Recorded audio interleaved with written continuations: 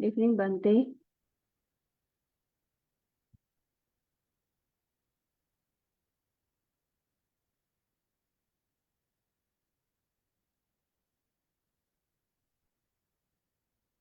Good evening, Bhante and all Kalyanamitas. Namo Buddhaya and Sukhi Hotu. I'm Aliana and welcome to TRV Friday Sutta discussion class by Bhante Dr. Ganggodawila Chandima. This is the day 116 of the Sutta discussion class. Tonight's class is the fourth class of Girimānanda's Sutta with topic the perception of unpleasantness or asubha. Topic perception of unpleasantness or asubha. Girimānanda Sutta is the 11th sutta that have been chosen by Bhante Chandima for this sutta discussion. In previous classes, Bhante has discussed about Mangala Sutta, Ratana Sutta, Metta Sutta, Sigalowada Sutta, Dhammacakkappavattana Sutta, Sabbasawa Sutta, Patakama Sutta, Patama Samajivi Sutta, Alawaka Sutta, and Dajaga Sutta, which Bhante has elaborated those sutta in depth. For those who have missed our previous classes, please check on Ti-Ratana Vihara Amampadana Clan's Facebook page and YouTube channel. We have uploaded the previous classes there. We are always welcoming newcomers, therefore, whoever that wish to join the class via Zoom, where we can engage directly with Bhante, can contact the Vihara through TRV Facebook Messenger or WhatsApp. Our speaker, Bhante Dr. Ganggodawila Chandima, is the Associate Editor of the Journal of International Buddhist Studies or JIBS, which is published by the Buddhist Research Institute of Mahachulalongkorn Raja Vidyalaya University in Thailand. He was previously a research fellow at the Center for Studies in Religion and Society, or CSRS, at University of Victoria, Canada. Bhante Dr. Chandima was also a Theravada Buddhist chaplain at the University of British Columbia in Vancouver, Canada, from year 2012 to 2016. Bhante is currently the Senior Advisor to Patisota, a virtual Dharma organization that hosts a weekly online Pali reading class, Sutta discussion, Dharma talks, and a variety of other Dharma activities. His Dharma works can be accessed at www.patisota.blogspot.com, and we also can follow Bhante at Patisota Facebook account. Without further ado, we welcome once again Bhante, and as always, thank you very much for the wonderful guidance and teaching. Sadhu, sadhu, sadhu.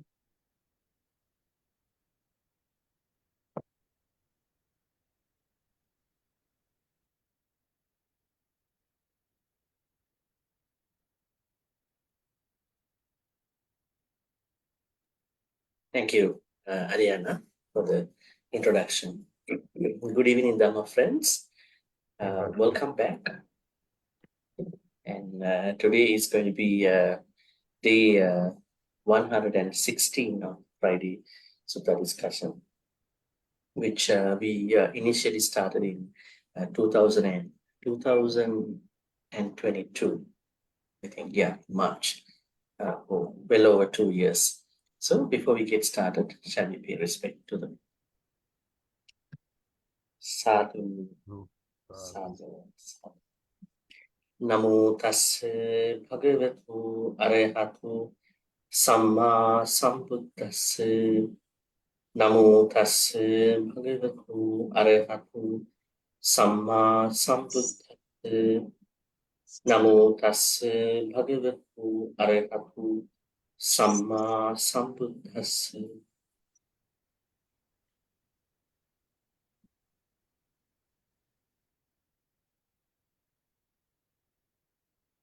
Today we are discussing about something unpleasant, pretty loathsome, unpleasant.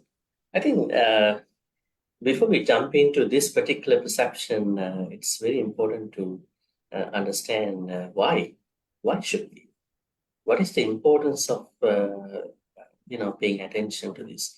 Before that, I would like to recognize our audience as usual. We have Aliana, Lim, Melinda, TC Lim, Nain Cheng, Sadris, Brutus, Cindy, Kim Neo, Gan, Mayab, Jacqueline Yu, Hema, June, Ho, Sumita, and Paduma.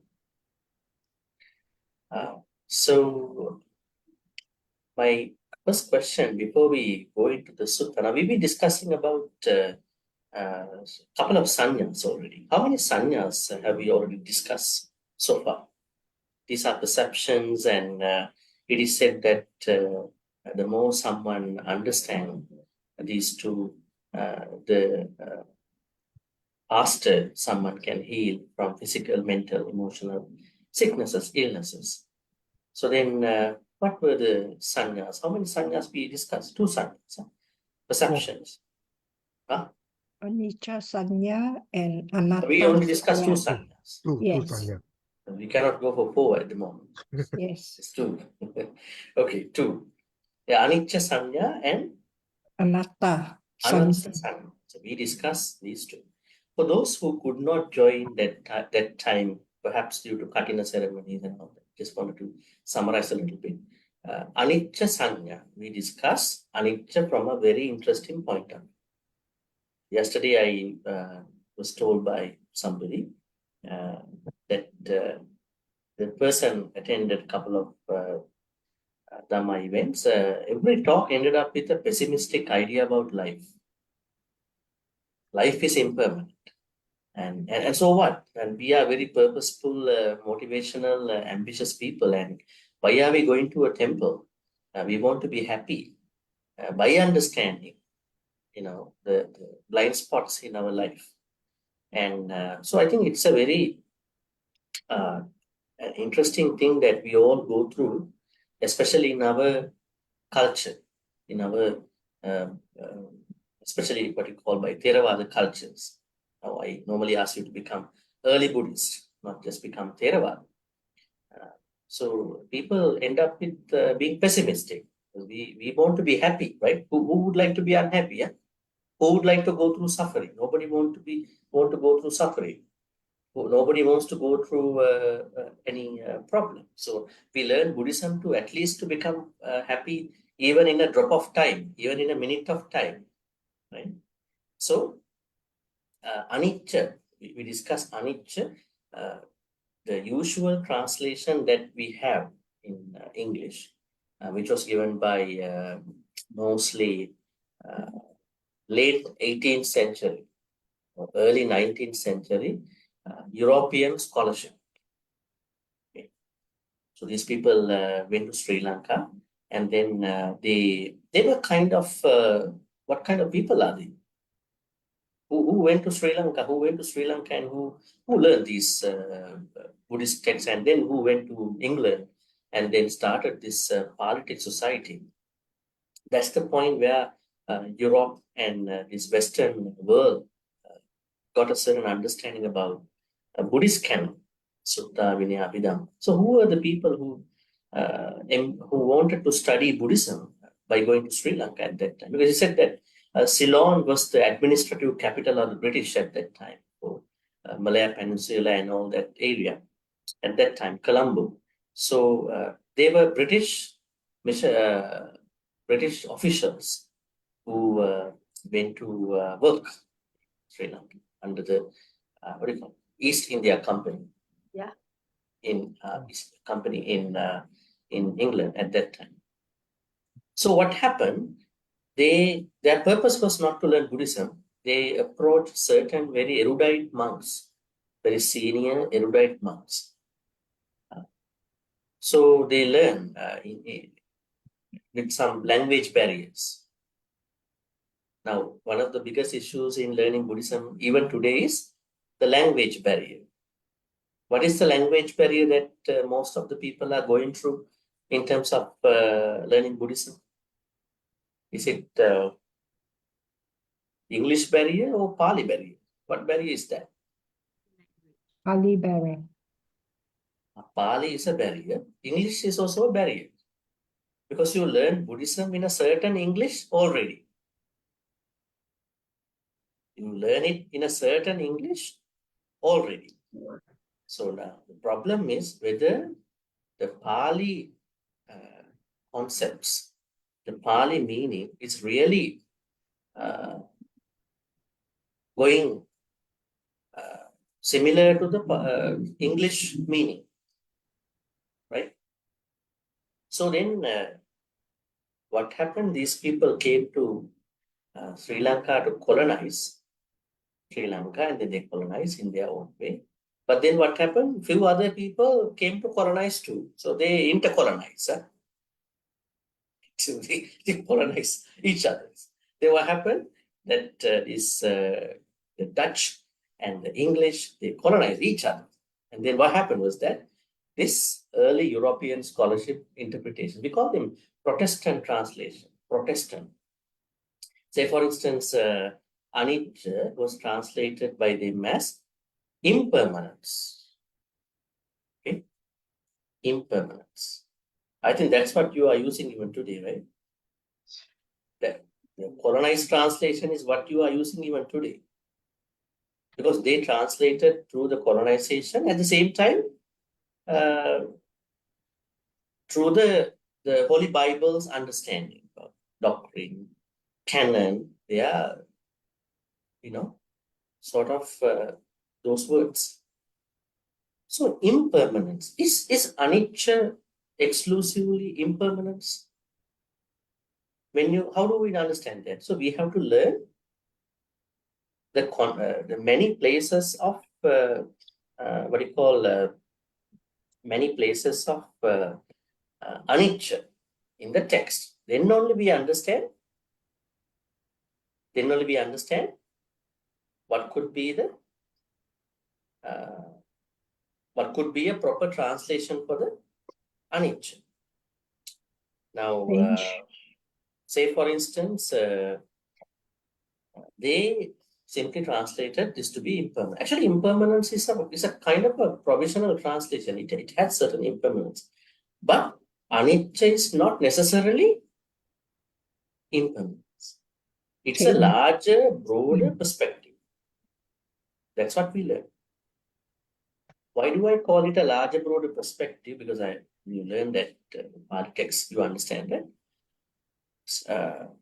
When you learn the Pali word anicca, which is one of the characteristics of the universal phenomena, it is said that in the process of anicca, there are two things that can be noted.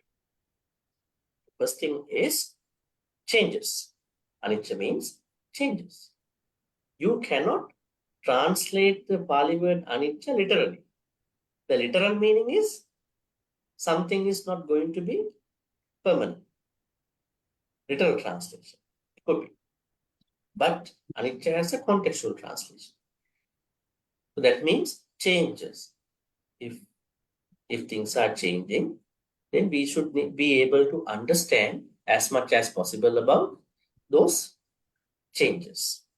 This is how we learn in our anicca sangha. Then I gave another area to think about with regard to this anicca. What was the other area? Transcend. We understood the Pali word anicca in two ways. One is changes, good, not even the bad changes, but also good changes. So not many people, even we don't hear it from Dhamma talks. They always talk about life is changing, we are aging, we are dying. So what? So what are we going to do? If everything is taken from a bad, negative perspective only, what are the things that are happening on the side of positive?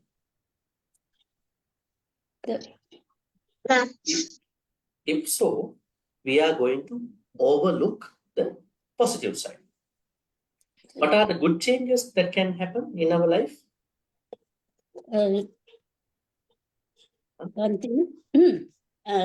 Bhante, can it be like if you're sick, there's hope that you will get well, So that's a positive way of thinking.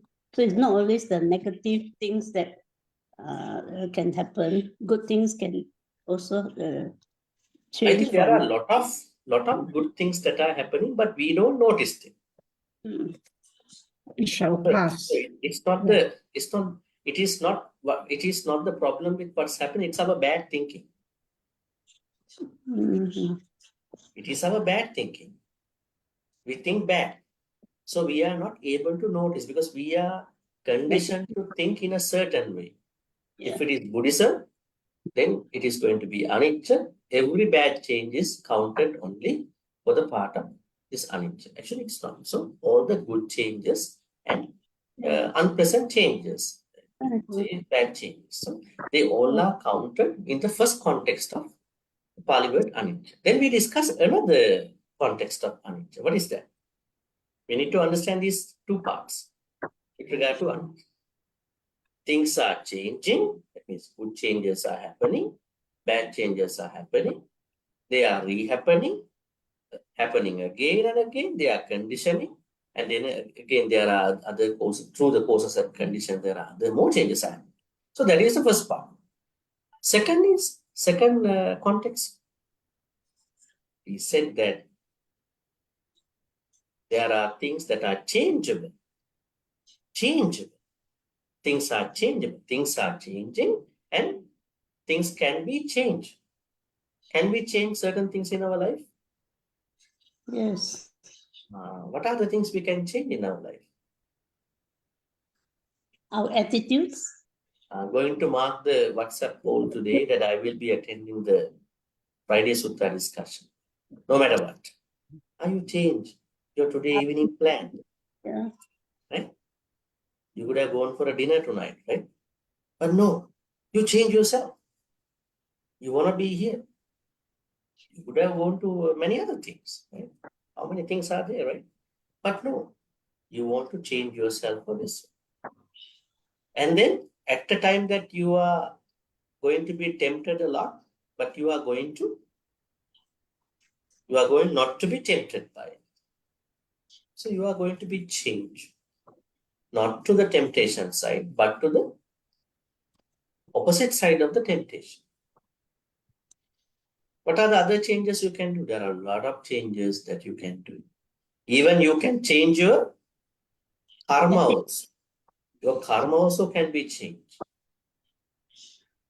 So now the problem is, if we do not find out these areas, changeable areas in our life, karma, our thoughts, then our any other plans, ambitions, purposes, life plans, lifestyle, activities, right?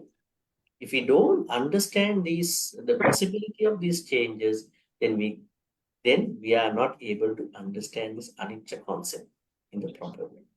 Anicca means changes. There are two contexts. One is changes are happening, good or bad, and things are changeable. Things are changing. So we understood anicca in a more purposeful, motivational, inspirational way. Not the way that people say everything is anicca.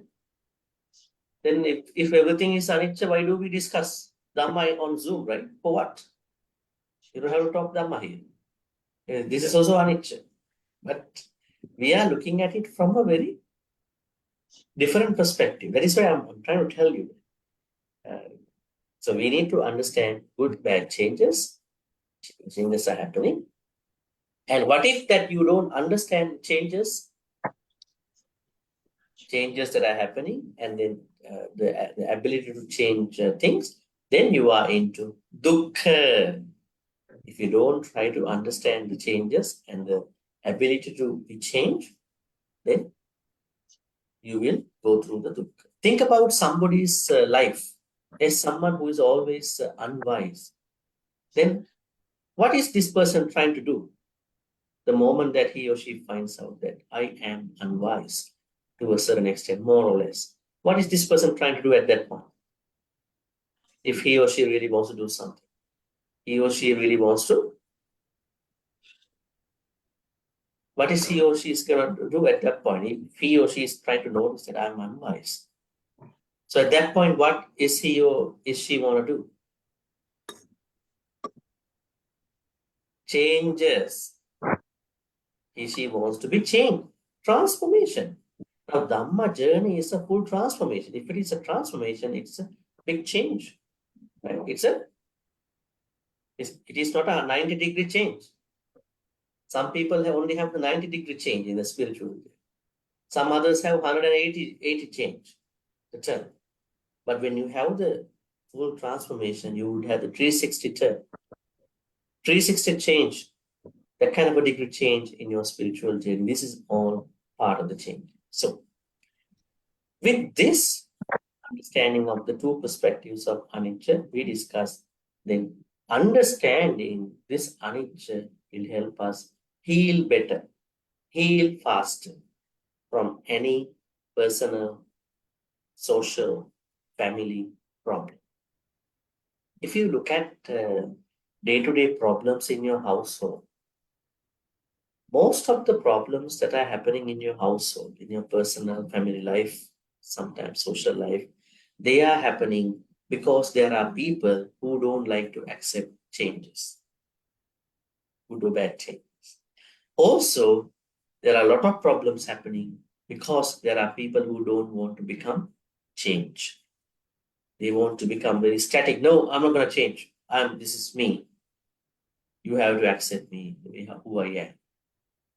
Right? No matter who I am, you will accept me. So all these problems that are starting because of not understanding, not being able to understand sometimes.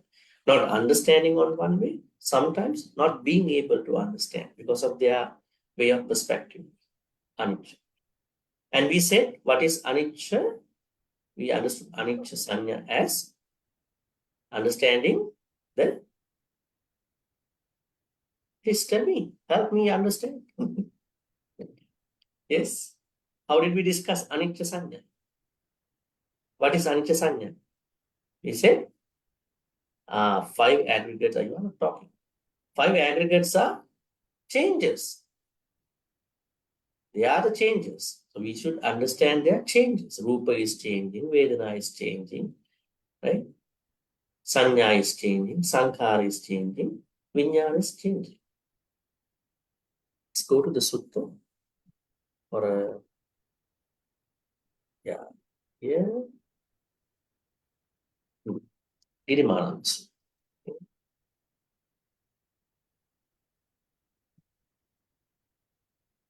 Right.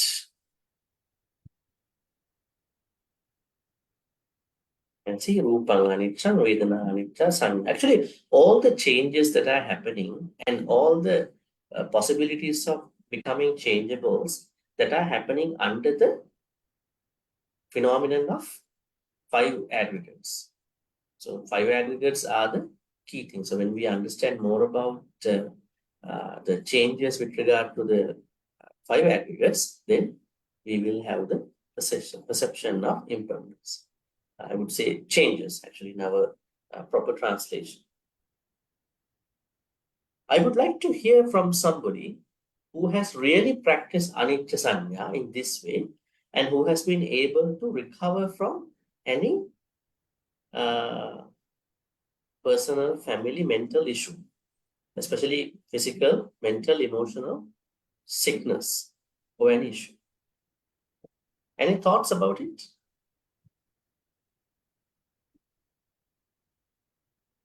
You might directly go, there are people who might directly go to the point of that, okay, I have a pain, severe pain, it cannot be, it's incurable.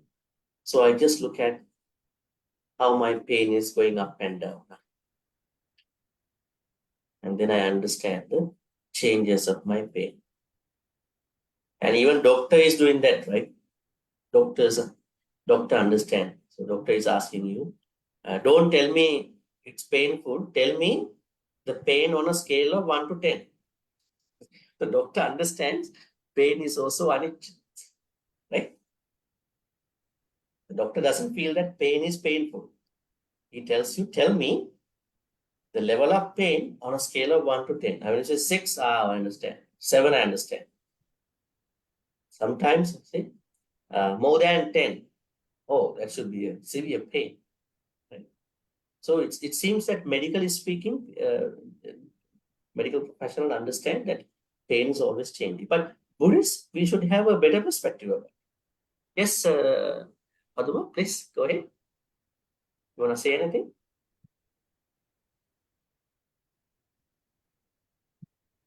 Okay, I think we're kind of stuck here. Okay, so any example of somebody who really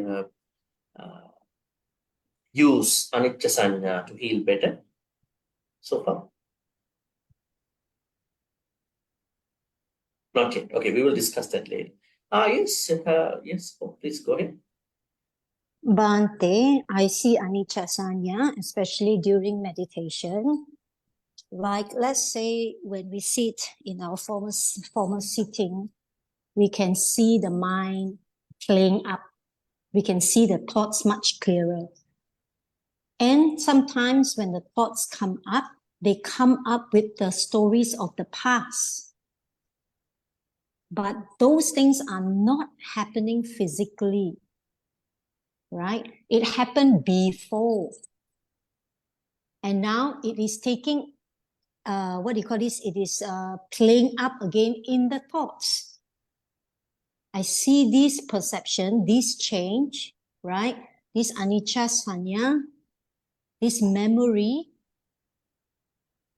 It's not something that we can totally believe in, because whatever past that was hurting, maybe it has already changed. In my instance, it changed for the better, right? But I'm still healing from it, making the memories, trying to remember the better memories. So the memories and the perception is changeable in this sense, Bhante. Okay, yeah, that's a way to look at, especially with regard to the thoughts that are coming and going and again coming. And in order for thoughts to arise, stay, and then perish away, sanyas are supporting, and there are certain feelings attached to the thoughts. So understanding the changes with regard to thought. But I was more asking about the healing part. I was asking the healing part because the sutta is saying that we can heal from understanding the changes.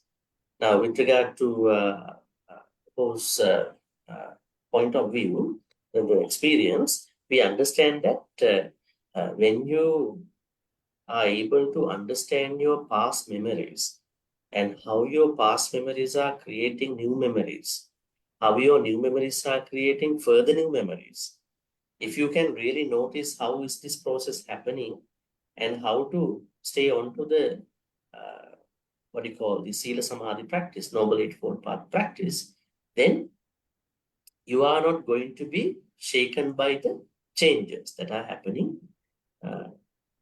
in the thoughts, right? So then you could do something, not just you observe the process. You may observe the process. Some people even cannot observe the process. When you observe it, you know what's happened. But then how to use this observation to heal? It is by being able to incorporate Noble Eightfold Path components into that state of mind. That means you are not going to create akusala, thing like akusala sanya, right? So you are going to heal yourself. Okay, and then we discussed about anatta sanya last Friday. What is anatta? This is also a problematic translation. You know, sometimes, I mean, oftentimes we will translate anatta as non-self, right? Translate this to be non-self. Now, this creates lots of confusion. If you talk about non-self, there's no self. Then who is going to do good karma? Who is going to go through bad karma? Then who is creating paramita? Who is creating kusala from dana activity? Right? If there's no self, and if there's no self, who has come to this Zoom discussion? Are they non-self people? Who are they? So then, if you translate anatta to be non-self, it is going to really create issues, and it's a wrong translation because anatta does not mean a non-self. Anatta means that Buddha says on one side, self exists within a certain area in our life. On the other hand, ultimately, the Buddha says that we cannot take it as a self. We cannot take it as a self ultimately, but conventionally we can take it. Conventionally mean for the sake of our conventional use in terms of your lay life, you need to take care of yourself. You need to take care of your people, loved ones. Take care of your purpose, your plans. But at the same time, you are understanding that you cannot take self as self ultimately. You can consider self as not self. But what if someone translates, there's no self? There's no self. Anicca is what? Dukkha is what? And then anatta means no self. It's a wrong, poor translation. We have to actually understand this is the biggest issue, which actually really help us, inspire us to learn some Pali. No, not just Pali as a language only. The more important thing to learn Pali is not as a language. You have to learn Pali to understand Dhamma. So it is the most important part. So we understood anatta as not having a self. We understood that self exists, but ultimately self cannot be taken as self because it is only a certain given name. Now, let's say someone here one day is going to pass away, definitely, right? At that point, how do we apply this anatta concept? Someone is going to pass away, die, yeah? At that point, how do we bring this anatta concept? How to understand it?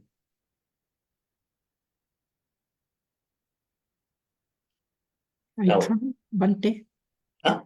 I can try that Yes, please. when there's birth, there is aging. So we accept that it's beyond our control. When there's birth, there's old age, illness, and death. So we embrace it. So we accept it. The acceptance will make less suffering for us.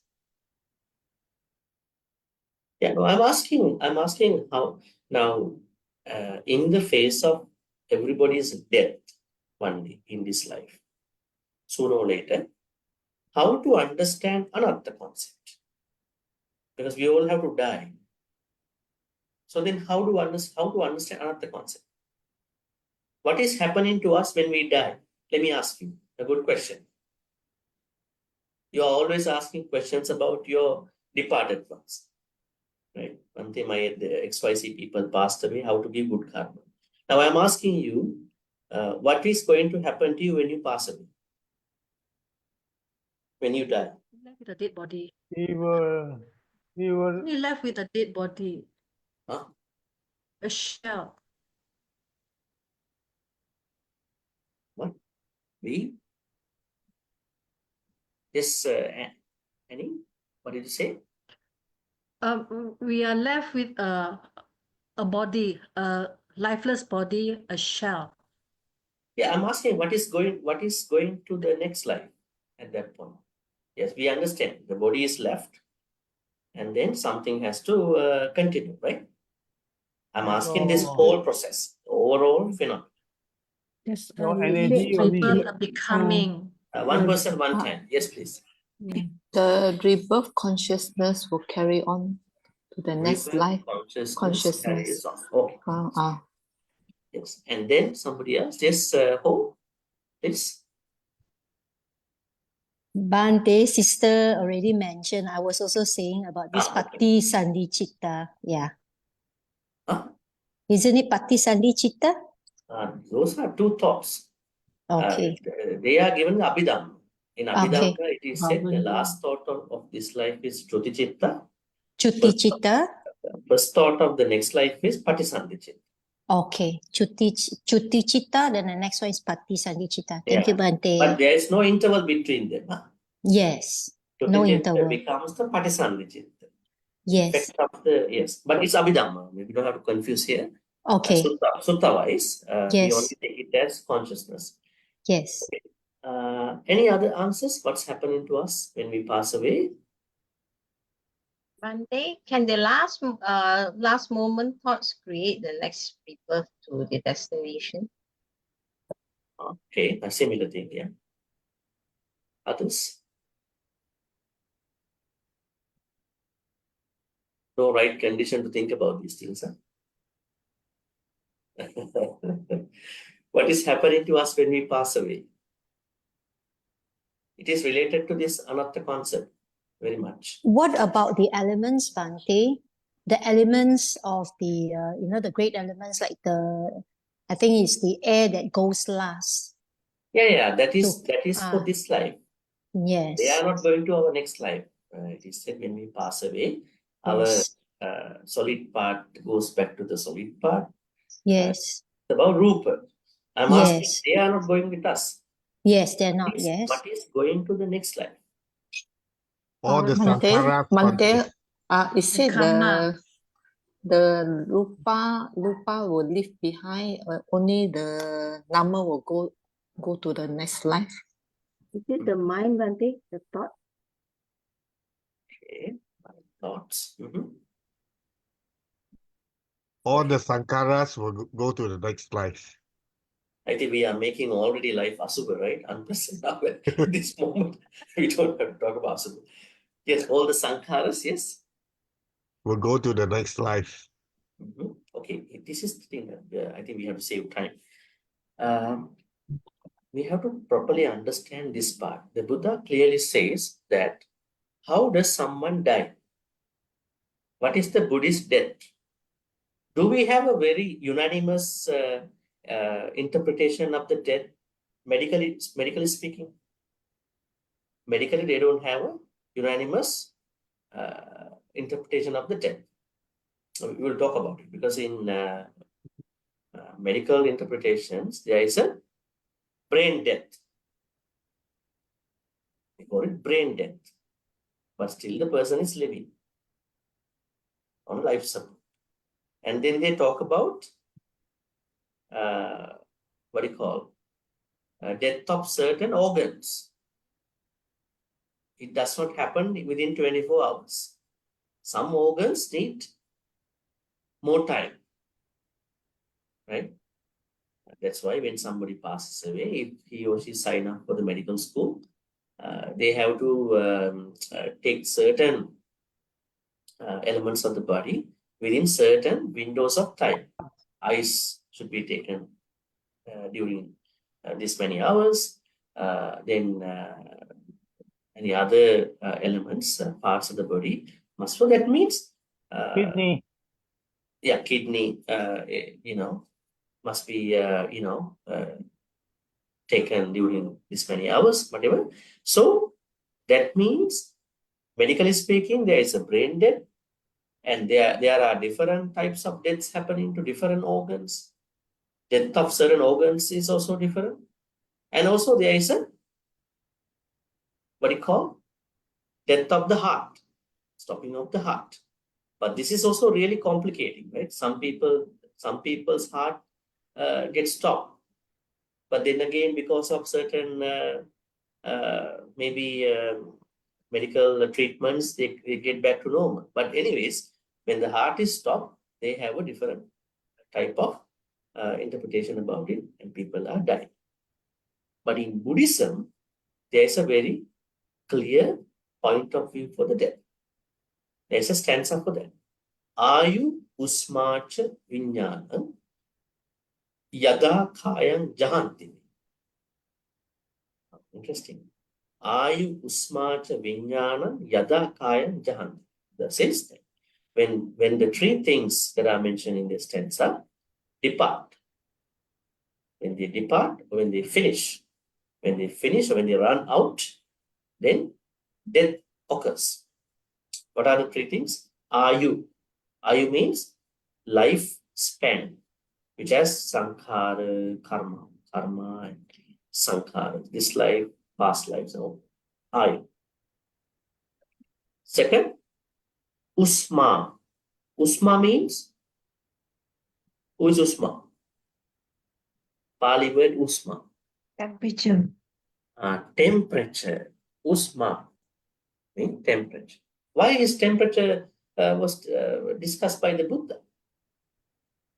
We understand temperature is a very interesting thing, right? When we are having fever, we understand there is an imbalance of the internal temperature and the outside temperature. Right? Sometimes when we are in a cold weather, our body temperature thinks that we have to catch up with it has to catch up with the outside temperature. If you are not properly covering up, you are not wearing socks, you are not wearing a beanie, a toque, covering your ears, covering your body in proper way, then inside temperature, internal temperature things, I have to catch up with the outside temperature. That means temperature has to be monitored. Is it very important to understand temperature? What about cooking stuff? Are you supposed to understand temperature levels? Yeah. What about brewing a coffee?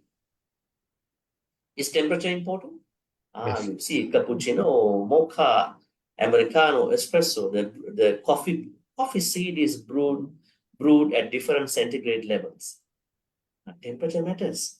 Even you can't have a nice mocha, latte, cappuccino if you don't understand temperature levels. That means temperature matters. Even we understand when we spend the day, when we wake up, definitely air conditioning, weather, all these are part of temperature. So the Buddha says, when someone's internal temperature runs out, stops, this is the second indication of an imminent death. What happens to someone when someone passes away very immediately? You go touch that person's body. What do you feel in that person's body? You feel Cold. a coldness, whole body. Cold. That person become very heavy. Earlier, Mm. very thin person, very slim, thin, but become very heavy. Temperature has gone up. Right? The blood is not circulating. So, temperature. The moment the temperature goes up, this is the second indication. Third indication, with the ayu going out, running out, and temperature running out, then vijnana is going to depart. Vijnana is not going to run out. Vijnana is going to depart the body. Depart means going to go out from the body. What is that? Very interesting, huh? Vijnana is going to go out of the body. Mr. Bhavana. Then is that the vijnana we are having now? Now I'm talking to you and you are talking to me sometimes here. Is that the vijnana consciousness that is going to go out? Or something else? It's a very, very strong, heavy kind of vijnana that's inside of this, that takes care of all the other vijnanas going out. What vijnana is going out? How many vijnanas are there in Buddhism, in early Buddhism? Is there only one vijnana? Two vijnanas? How many vijnanas? Six, Bhante. Okay. 6 vijnanas have been discussed with regard to this life. They are not the ones that are going to the next life. Can somebody tell me who just said 6 vijnanas, how they work? You said 6 vijnanas, how they work? Seeing, Chakku vijnana. I think others might not understand, so I just need to make it simple. yeah, Okay, eye consciousness, ear consciousness, nose, nose consciousness, taste, tongue consciousness, the thinking. consciousness, and mind consciousness. You might think, what is this? How come tongue has a consciousness? Right? Right? Yes. The Buddha says, when you have an internal faculty, let's take tongue. Okay? We all have a tongue, right? Internal faculty is tongue. And then what is happening to the tongue? Tongue needs its desired objects. What could be a desired object for a tongue? You may say your own happy food, tasty food. Think about a food that you like to eat. Let's say the tongue and then the desired food. Now what is happening? Tongue and the desired food is going to interact each other. Right? They're going to interact each other. Let's say somebody likes to eat a chocolate, right? A chocolate. Then the tongue would like to eat that chocolate. So the chocolate is becoming the object of the tongue. Now the tongue and the chocolate, it's happening, the interaction happening. Immediately with this eating of chocolate, what is happening after that? The process is not going to be stopped. Tongue, chocolate, and then what's happening? Vedana arise. Before Vedana, there's something else happening. There's the consciousness of the taste that arise. It is said, Chakkuncha paticca rupecha uppajjati chakkuvinya. Immediately, yes. Now here, we understand Jivhacha, then rasa. Jivha and rasa, that means tongue and the taste, when they get together, in this case, tongue and the chocolate get together, immediately it creates another level of the process. That is called tongue conscious. Tongue is having a certain understanding about particular Consciousness. chocolate. Do you think that tongue has only an understanding about one particular chocolate only? Or tongue knows other tastes of other chocolates? What do you think? Tongue only knows one particular chocolate? Or tongue knows other chocolates? No, Tongue rejects all the other chocolates. Tongue would like to go to one particular chocolate, one particular brand. Why is it? Tongue has a consciousness. Yeah. Tongue knows what he wants, what she wants. That's why. Then what happens? After now the tongue consciousness is arising. This is what I like. Then what happens? Tinnang sangati passu, contact. All right. Now there's a contact. This happens. Tongue, the chocolate, then the tongue consciousness. Because of these three, there is a contact happening. Contact means how they three together. Then only Vedana arises. The feeling arises at that point. Now, when you normally explain about the chocolate experience, you might say that, I don't like that chocolate, right? Because you think that the feeling came very fast. In order for the feeling to come, tongue, the particular object, and then the contact, they all have to work together. Right? So anyways, so there are 6 consciousnesses like this, but they all are with regard to this life. None of them is going to the next life. Now the consciousness we talk about here in this stanza, Ayu, Usma, Vinyana. That Vinyana is not the Vinyana that we are gathering information in this life. That Vinyana is rooted somewhere in our thought process. We call it Bhavanga. Vinyana. Yeah, Bhavanga, some people call it Bhavanga Vinyana. But the Buddha said Vinyana. Actually, the true Vinyana is that one. The real Vinyana is the one that is rooted. Other Vinyanas we call it Indriya Vinyanas. The 6 is, they are Indriya Vinyana, sensory consciousnesses. They are not the Vinyana, the proper, particular, the exclusive Vinyana. So let me tell you, all the sensory Vinyanas are happening inside of that Vinyana. Now suppose a teacher or a professor is going to give an essay to a bunch of students. Let's take a topic here, say disruptive students should be taught together, agree or disagree. Now there are 10 students in the class. They are going to write down the essay. Now what's happening? These 10 are very bright, genius guys.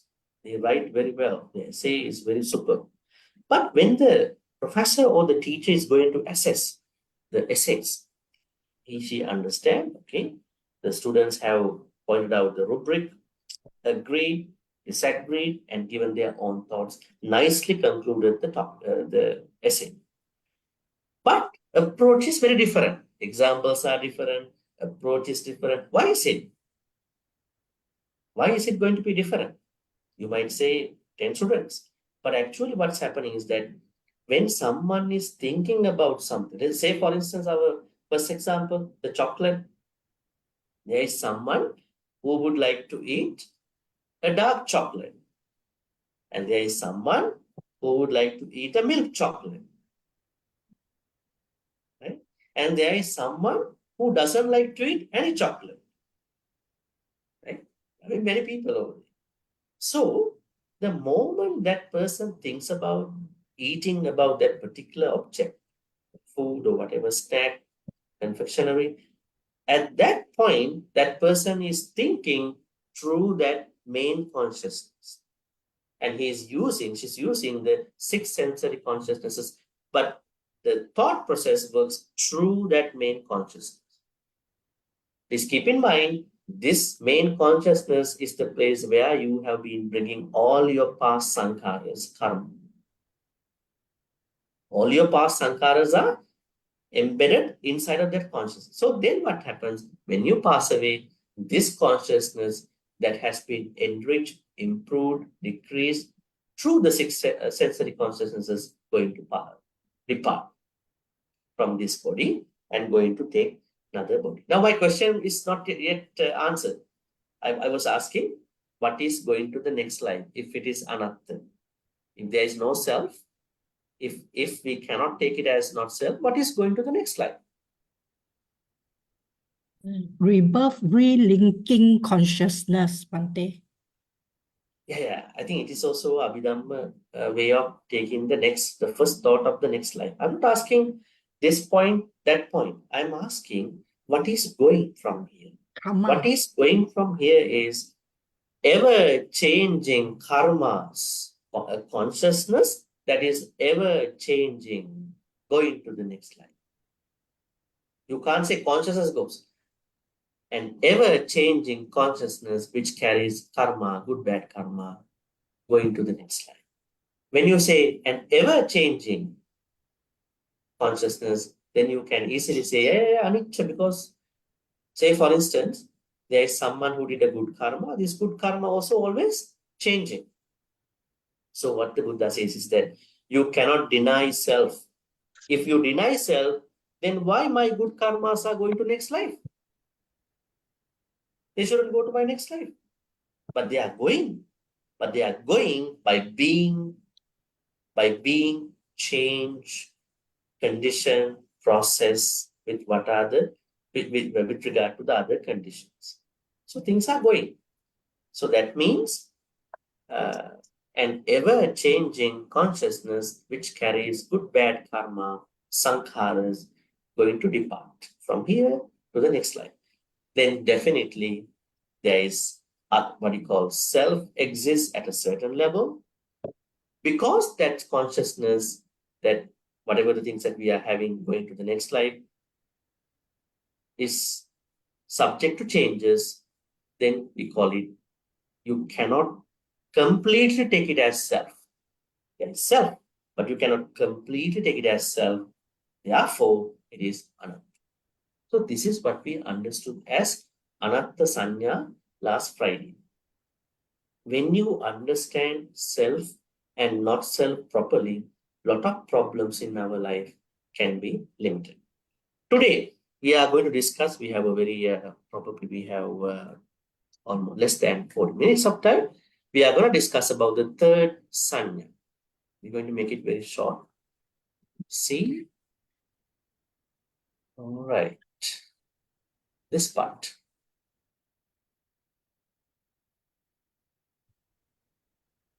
Okay. We translate this to be unpleasantness. Can somebody read this part? Who would like to read? It's going to be this part. Huh? Yeah, this part.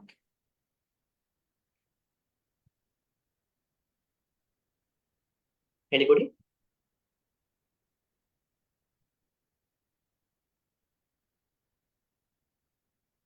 Okay, Bhante, I try. Yes, please. Katama cha ananda asubha sanya idananda bhikkhu imam meva kayang udam padatala addo kesama attaka tacha pariyantam puram nyana apakararasa Nanapakarasa. nanapakarasa asuchino pacha vekati. Okay, next one, Bhante.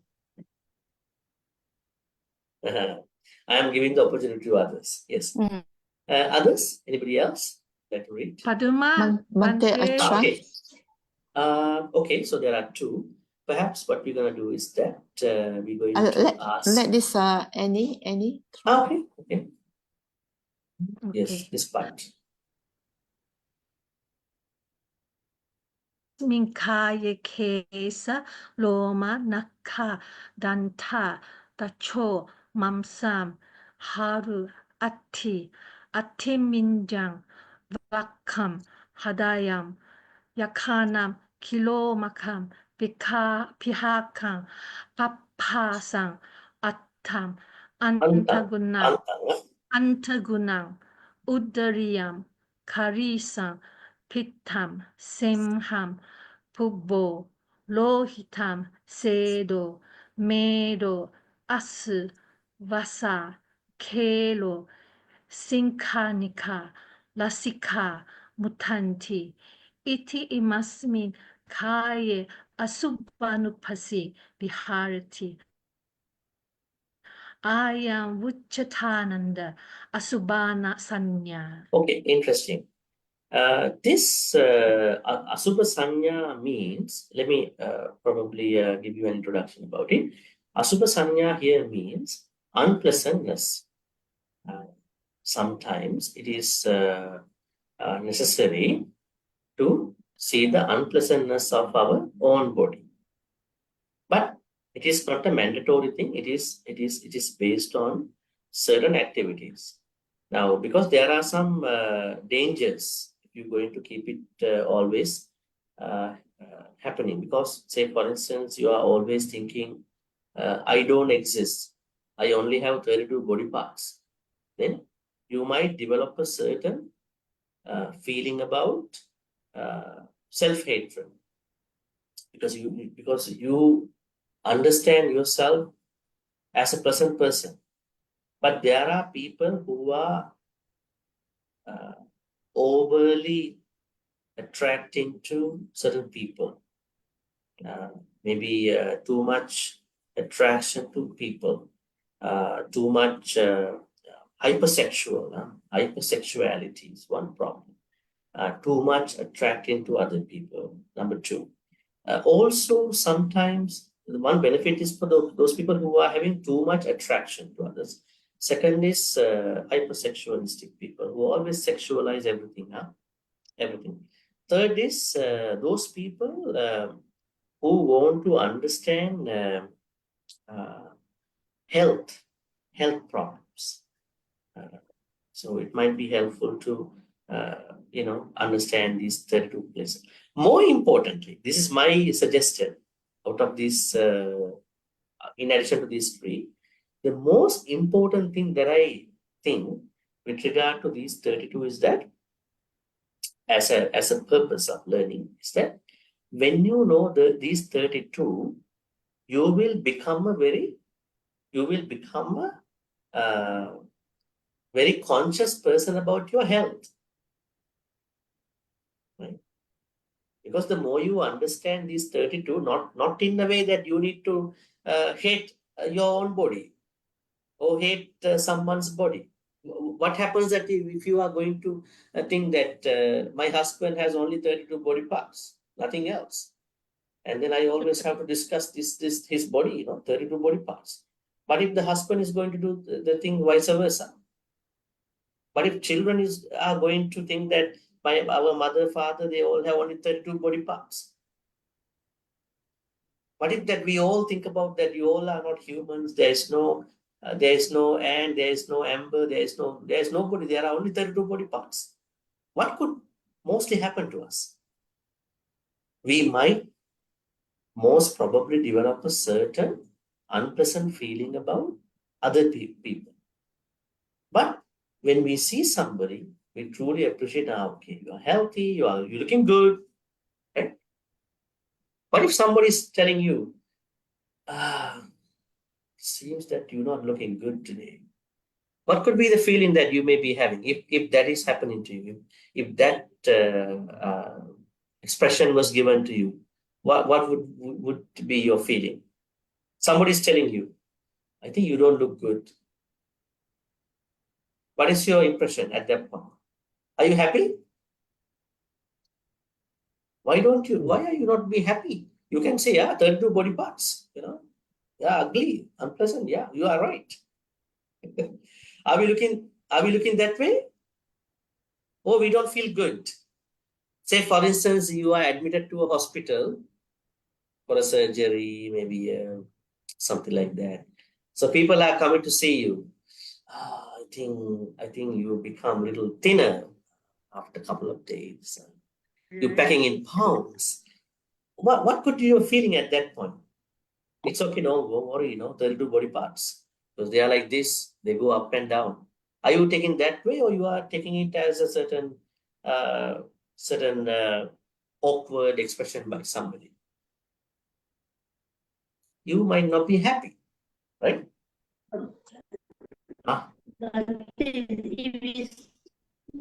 If it's true, then we just accept it. Yes, I think I lost some weight. I mean, no big deal. Just losing some weight. So don't have to think. Yeah. That's what's happening. But people are very concerned about giving some what do you call interpretations about somebody's health right away. You look like this, you look like this. I'm trying to say that when somebody is commenting you about anything, in a good way or bad way based on the reality, but you don't try to think that you are a composite of 32 body parts. Right? You don't go and look at that way. You want to see yourself as a present person. Then the most important part of sometimes learning about 32 body parts is not to become unpleasant, but to understand our body, anatomy of our body. Understanding the anatomy of our body is very important. Now, say for instance, doctors, they are always looking at these 32 body parts, aren't they? Yeah. Huh? Aren't they? They are always looking at our body parts. They cut, they tear, they do surgery. But are they getting arahants every time? Huh? Are these doctors getting becoming arahants? They cut our heart, they take some stuff out, they do kidney thing, transplant, and even you can't even see if you look at them, what they are doing, you feel fainted. What are you guys doing? Lot of blood coming out. But they are doing all that. But are they getting arahants by looking at these 32 body parts? Because they are really looking at 32 body parts. They are really looking at them. They are looking at them. They are really looking at them. You might sometimes go to a Buddhist monastery and monks are telling you, yeah, today we are going to practice asubha meditation. How to practice? There is a skeleton out there in the compound. Go look at that skeleton, then you practice the 32 body parts meditation. This is what we do. But doctors are really looking at these 32 body parts.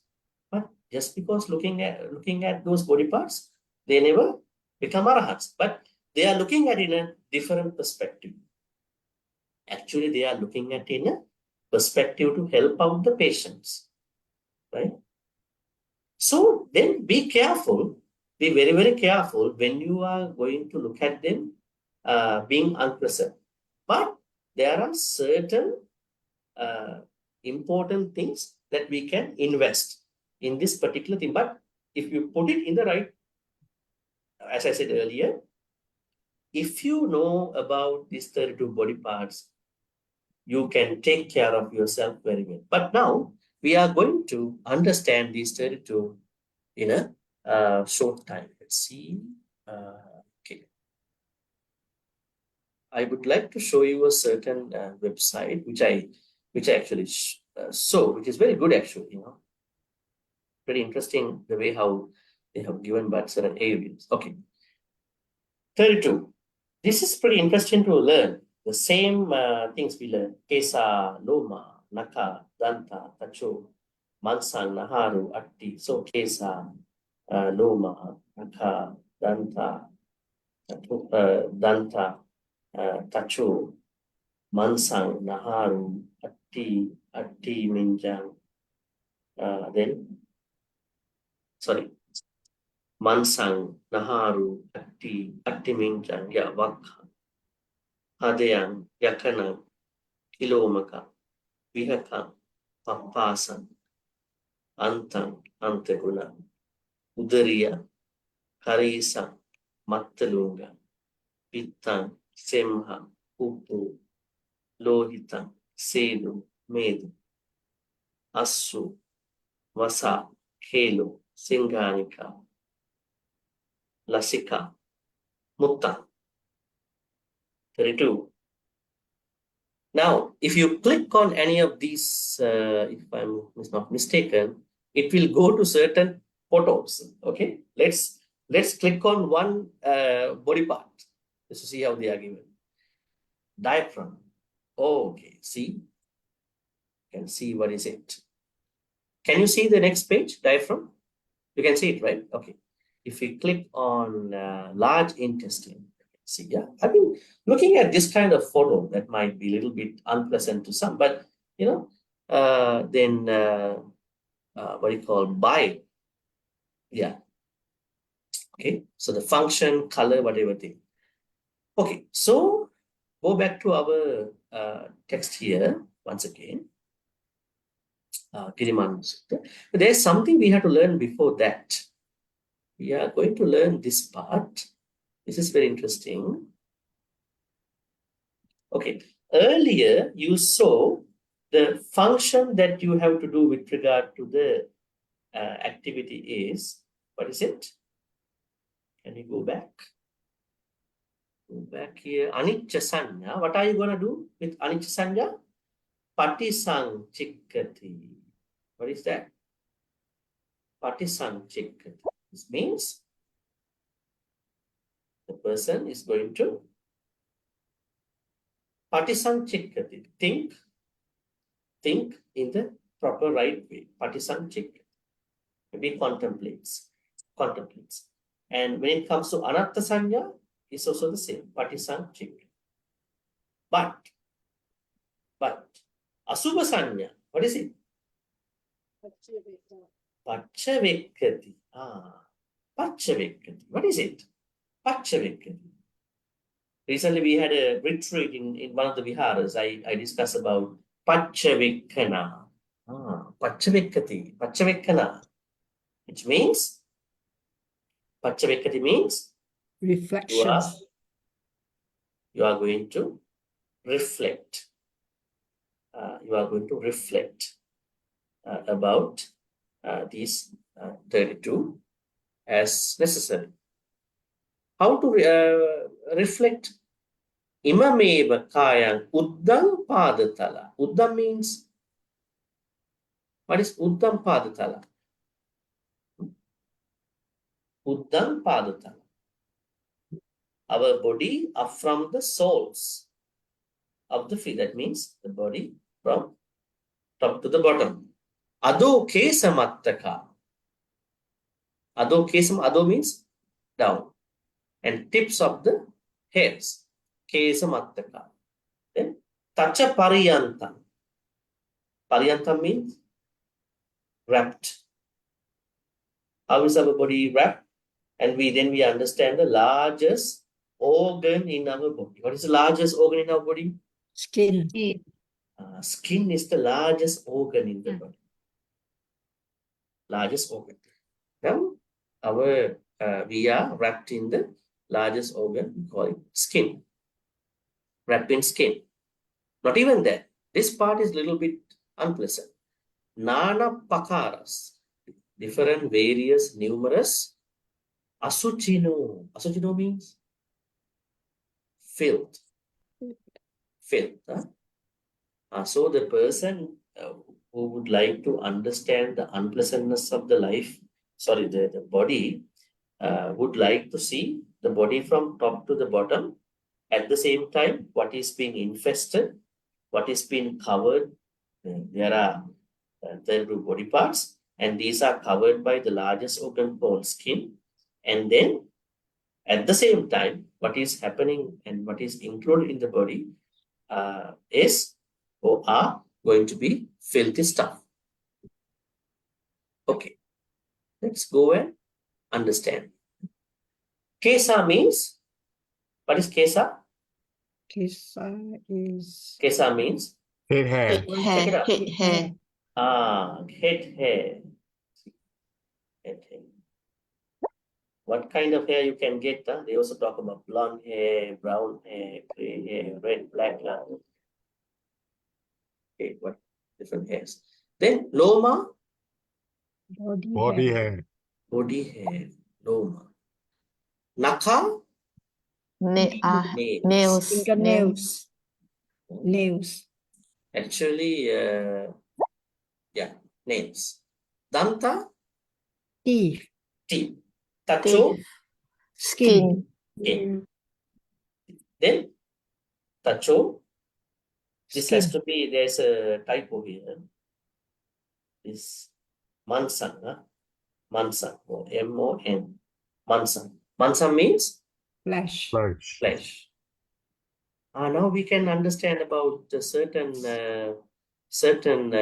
beta, ghosts. It is said that some ghosts, most of the ghosts don't have a fleshy body, right? Their bodies are fleshless. Therefore, they cannot sleep onto the side of their body.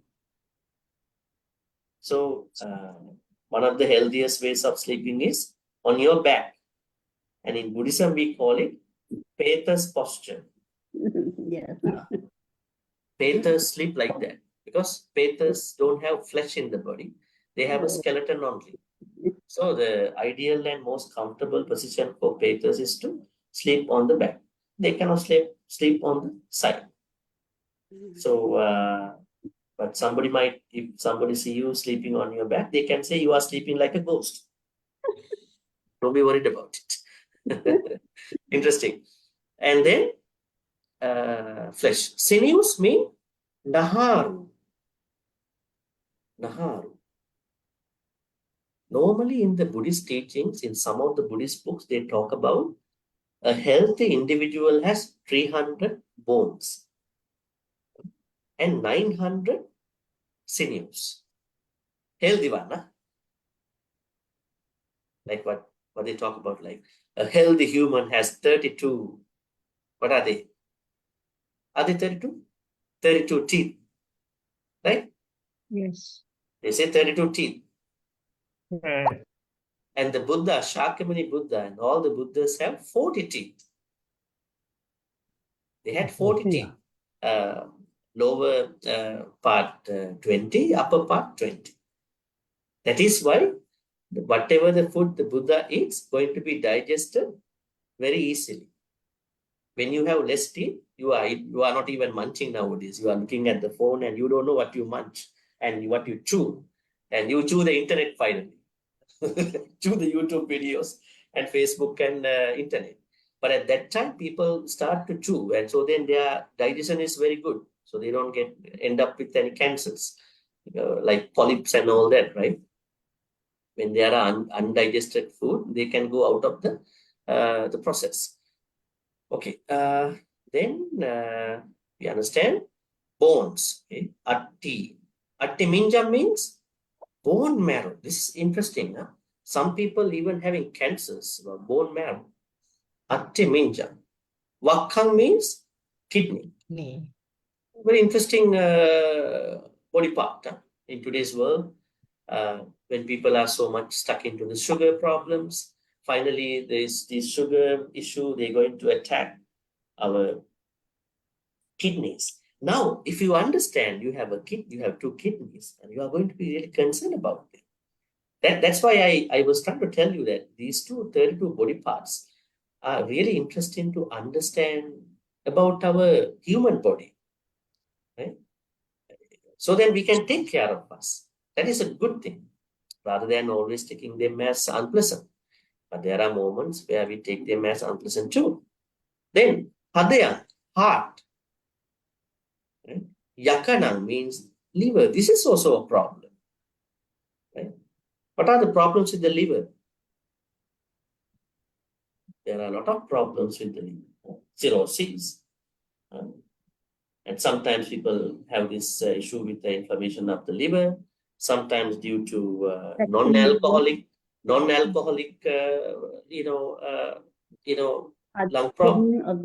problems. Fatty liver. Fatty liver, and kilomaka, diaphragm, also part of the body. Pihakang, spleen, papas and lungs. During the COVID time, we were always talking about lungs. Lungs are being attacked. Right? Lungs, interesting stuff. Breathing meditation. Antang, large intestines. Antagunam, small one. Udariya, stomach. Harisang, pieces. Mattalungang, it has been Mattalungang, brain.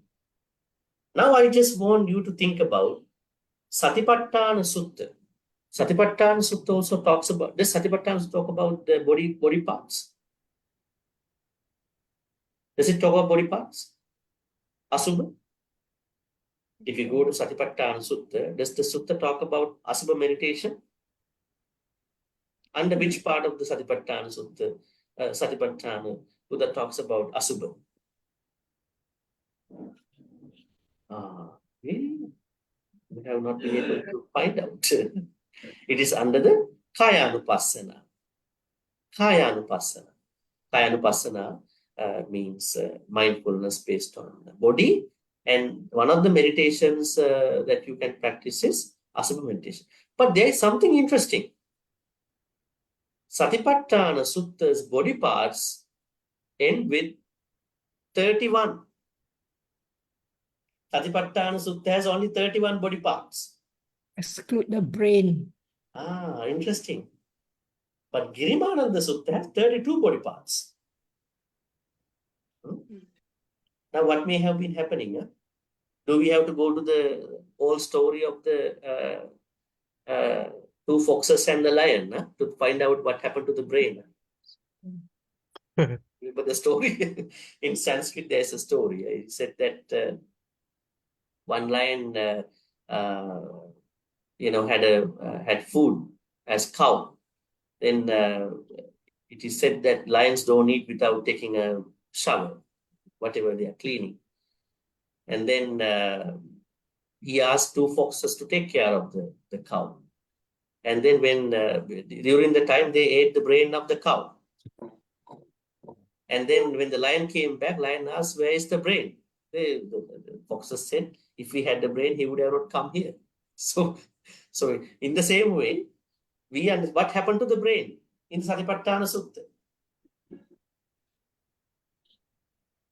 That means during the time this Satipatthana Sutta has been developed, this brain part was not a problem. But the problem is, Buddha himself talk about Mattalunga. Now here we talk about Mattalunga now. Let's see it here. Mattalunga, brain. It has been Mattalunga. There's a typo again here. Mattalunga. Let me type for you. How do we call? Mattalunga means brain. Okay. It's a part of the body here in the Girimānanda. Then Pitta, bile.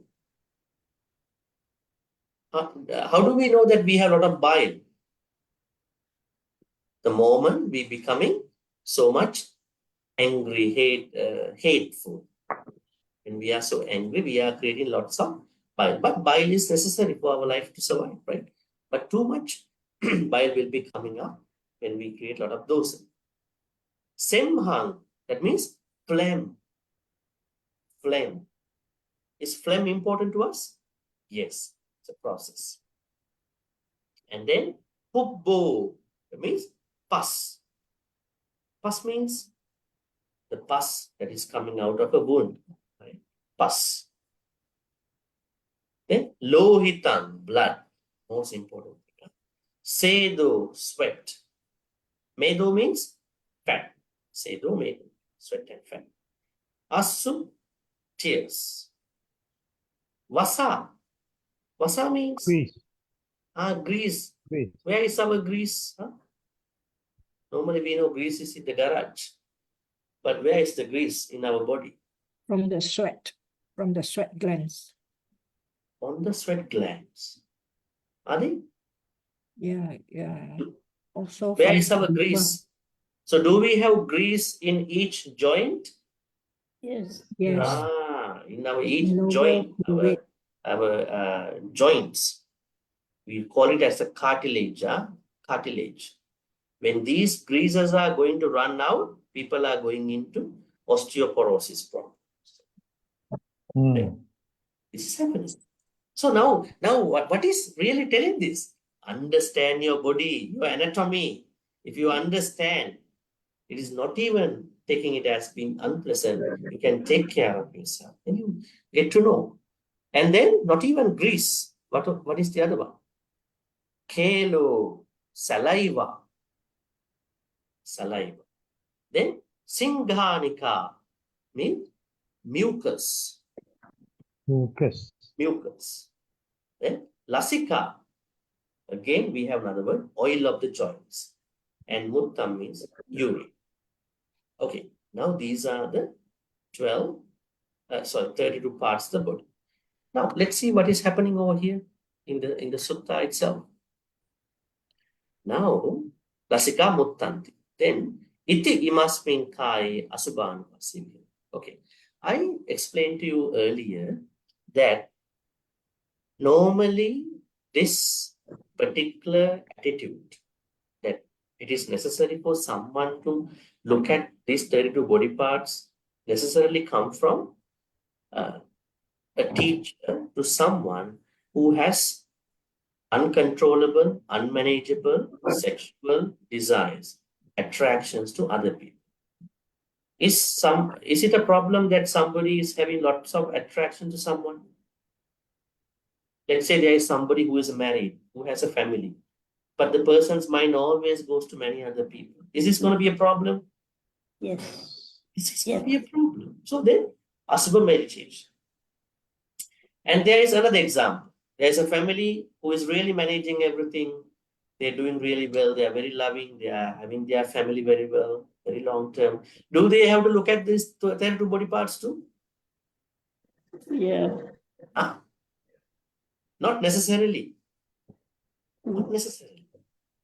But it will be helpful for them to understand at a certain point, depending on how the necessity arises.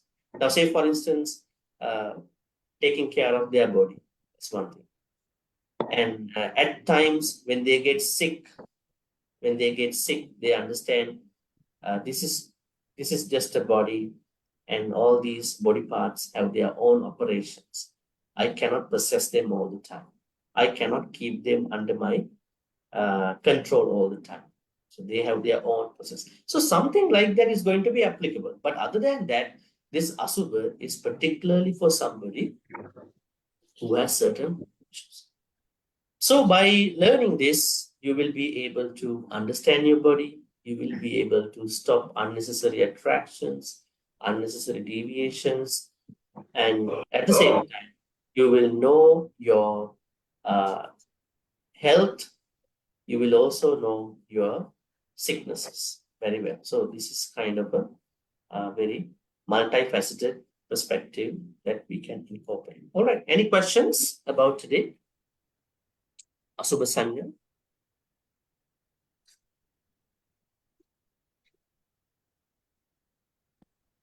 Bhante, may I know regarding like asubha sanya, the meditation is good, especially for people with the hypersexual, what do you call this, interest. But if let's say the person is not going for Buddhist sutta classes, not going for meditation, how to speak to them in a layman's term, Bhante? I don't recommend this to a newcomer. I don't Okay, recommend this to a normal devotee. Okay? okay, Because Bhante. it's a certain special area of Dhamma. So this is something that is good for a certain individual by a good teacher. The good teacher has to understand who am I going to prescribe this for.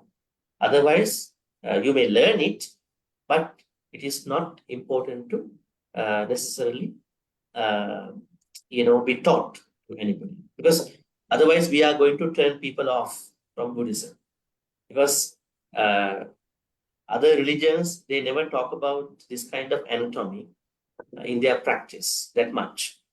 What you are asking is that there is someone who is not studying Sutta, then how to bring, I think it's not necessary to bring these kind of things. Rather, we have to give them how to understand life in a more positive perspective.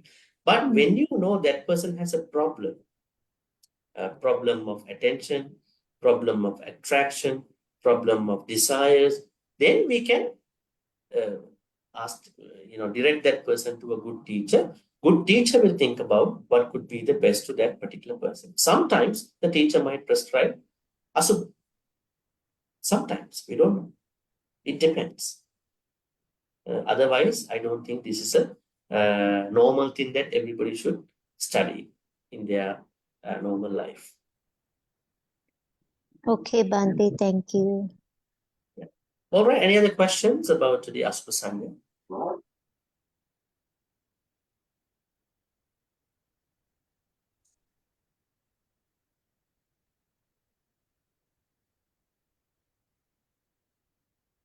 Bhante, knowing the 32 parts of the body, and if some of the parts are not well, how do you go about healing that part?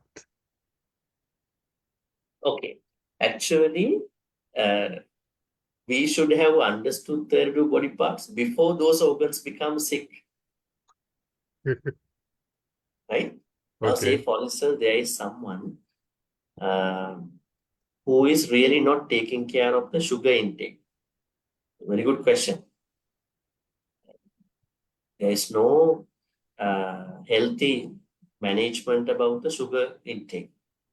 Whatever the sugar stuff come to the table, he or she, without any hesitance, going to consume it. Sweet tooth. Huh? Sweet tooth.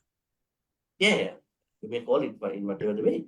But what I'm saying is that what is happening now on the table, and they are even blaming, why did you bring this to the table? Now I'm going to eat it, And they are going to say it, kind of blaming others. Why can't you manage yourself? So let's say now the problem is going to the kidneys. Finally, they are going to attack the kidneys, right? Because of the sugar problem. Because when you are taking lots of sugar, the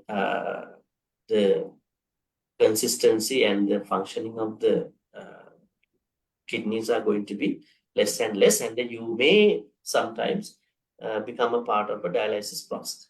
Now the problem is when we know, yes, I have 2 kidneys, and I got the 2 kidneys for a certain time period in my life, 100 years or 90 years or 80 or 70, whatever the years. I have to take care of it. How to take care of it? I have to manage my food habits. So there is a prior practice to this thing with regard to the body parts. So that is number 1. Let's say you were an ignorant person, but we have to be compassionate for anybody like that who earlier messed up in his or her life, right? At that point, yes, people are becoming compassionate. That person can think about how to take care of these organs from that point onwards. But if nothing can be done, if you are in the worst case scenario, at least you understand I did not take care of it. I'm not creating self-sabotage about myself, self-hatred.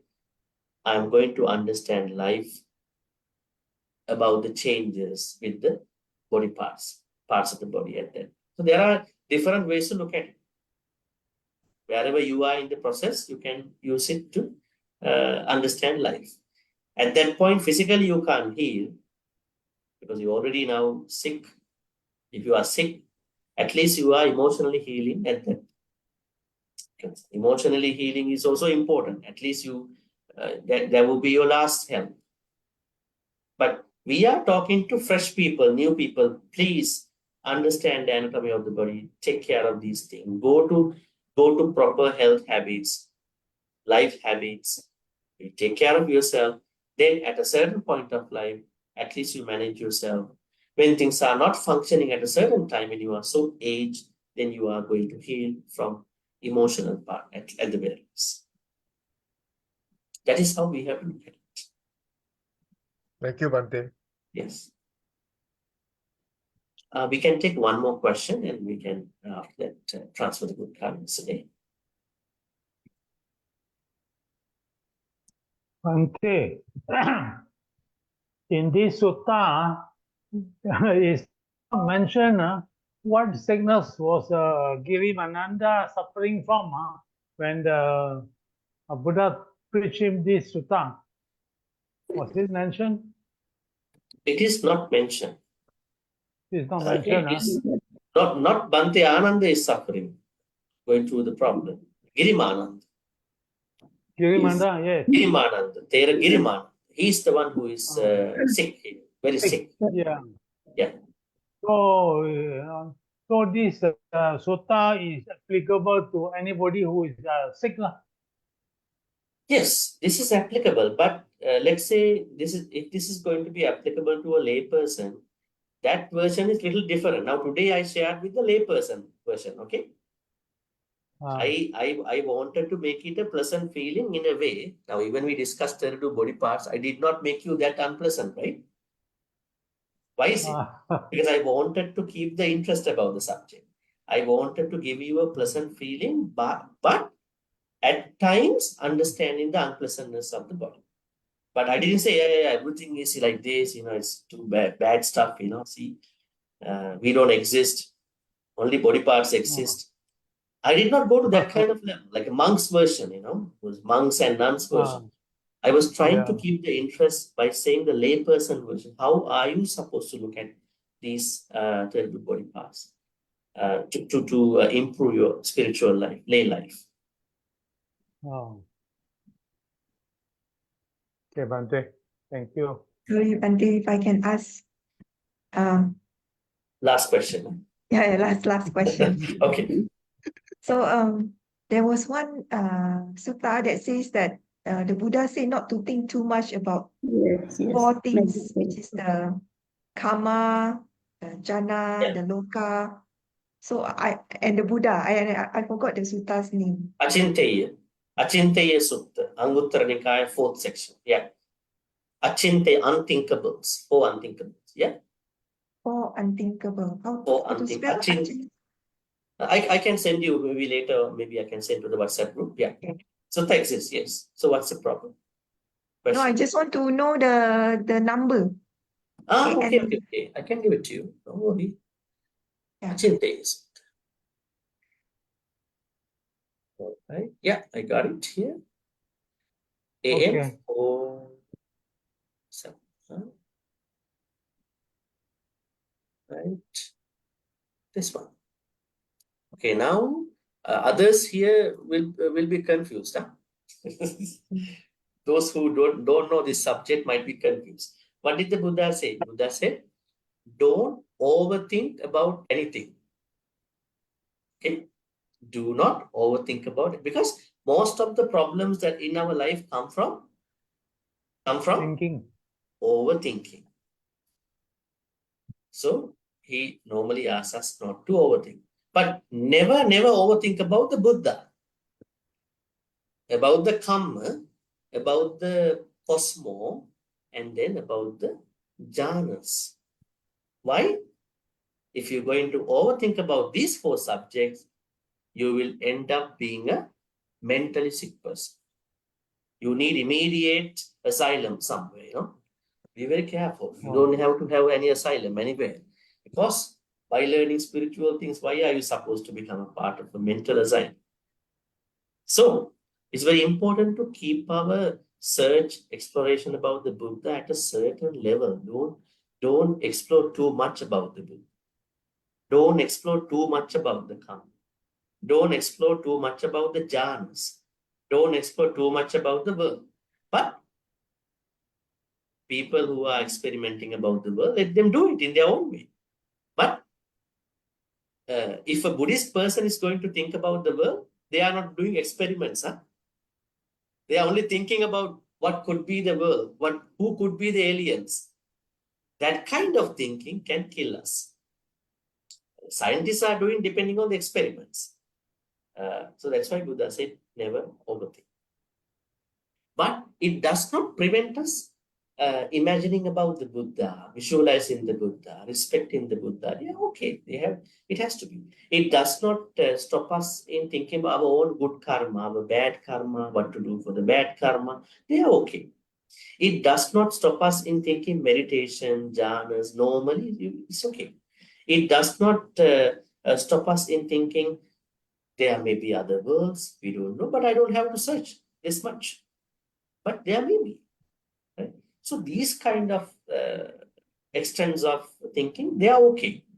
But if you are going to think too much about these four subjects, then you will become a mentally sick person. Unfortunately, you came to Buddhism to become very healthy, mentally healthy person.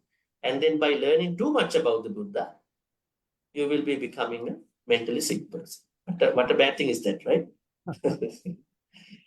Okay. Also about the thoughts, the mind, the thoughts.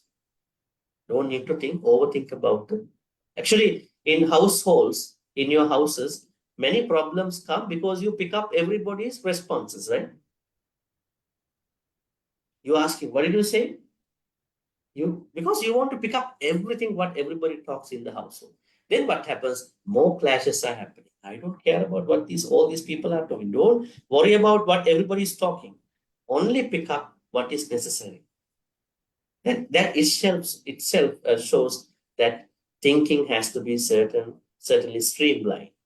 It shouldn't be very wide, right? Because if you make it wide, then we end up with a lot of problems. All right. So then we are going to wrap this up, our 116 Sutta discussion today. I think for next day, we are discussing about the sicknesses. I again want to urge you, don't think negatively, pessimistically about life. Actually, in that list, Buddha talks about very interesting sicknesses. When we understand more about sicknesses, we can take care of us. And at the same time, we can be kind to other people who are going through the sicknesses. We can do lots of metta, karuna for these people. Many aspects. May all the good karmas you've been making today be transferred to all the departed ones who passed away in the name of all of us. And may they be well and happy. May they attain supreme bliss of Nibbana. Sadhu, sadhu, sadhu.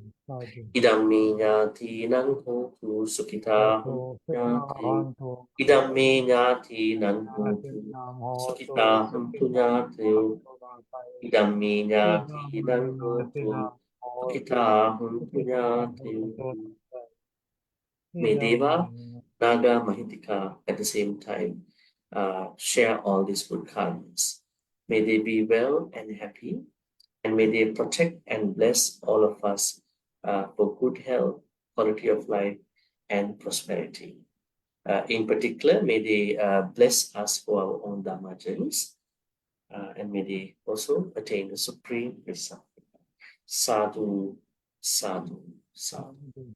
Ittavata cha amhehi sambatang punya sampadang Sabbe deva anumodantu sabba sampatti siddhya. Ittavata cha amhehi sambatang punya sampadang sabbe bhuta anumodantu sabba sampatti siddhya. Ittavata cha amhehi sambatang punya sampadang sabbe satta anumodantu sabba sampatti siddhya. Akasattha cha bhummata devanaga mahittika Punyantang anumoditva chirang rakhantu sasanang akasattha cha bhummattha devanaga mahindika punyantang anumoditva chirang rakhantu akasattha cha bhummattha devanaga mahindika punyantang anumoditva chirang rakhantu mankaranti chirang rakhantu mam sadati. Before we end our Sutta discussion, we are continuously making our Dhamma wish. Our Dhamma wish is to be surrounded with Kalyana Mitras. We already surrounded with Kalyana Mitras, but we expect that we wish may this accomplishment of Kalyana Mitras survive and then last till we attain Nibbana. Thinking thus, we're going to make this Dhamma wish.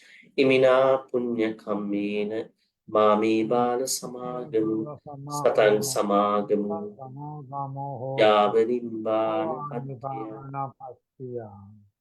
Finally, may all the good karmas we've been making today throughout this 116th Sutta discussion about understanding our body. There are benefits on one side for the people who are having issues with regard to the attractions. Unpleasantness is going to be very helpful.